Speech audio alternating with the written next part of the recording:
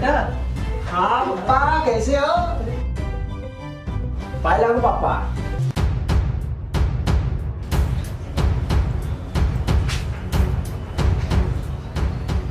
आ गया बेटा, बहू का विदाई करा के। चलो अच्छा हुआ, तू तो कल शहर चला जाएगा, मैं अकेला सब कैसे देखता।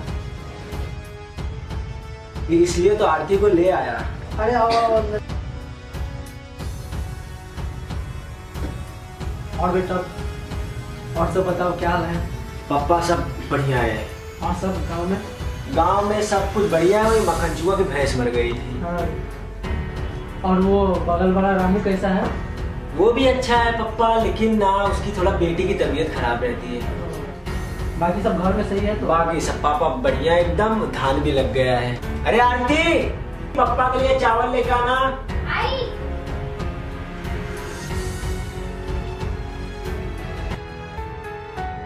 और तू?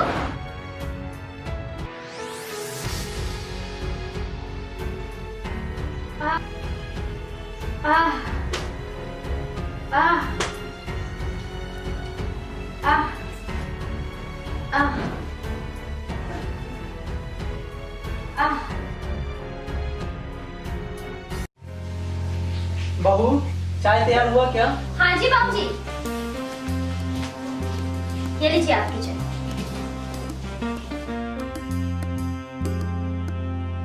अच्छा बाबूजी, अब मैं चलता हूँ।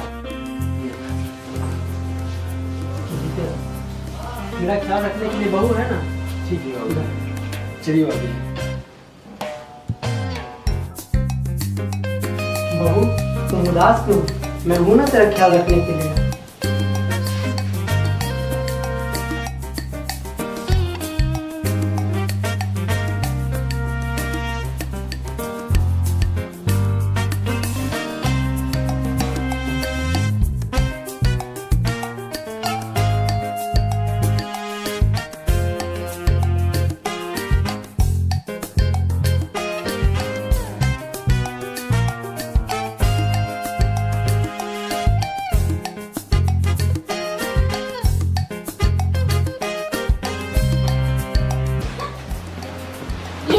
बाबूजी, बहू, मुझे मत रोको। कई सालों से दबी हुई आपको बाहर निकालने दो। ये पाप है। वैसे भी संतोष तुझे मां नहीं बना सकता। मेरे झूठ बोल रहे हो आप। मुझे खुश करो, मैं अपना सारा जमीन जायदाद तुम्हारे नाम कर दूंगा। ये गलत है और आप झूठ बोल रहे हो। आप सही में कर दूंगा। सच में?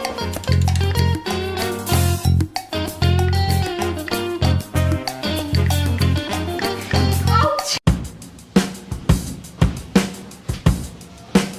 ये लीजिए बाबूजी।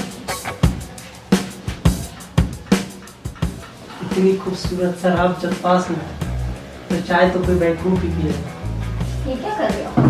वैसे भी रात भर सो रही है दिया और दरवाजा खुला है, किसी ने देख लिया तो? चलिए। अरे ऐसे भी वो 4 महीने बाद आएगा।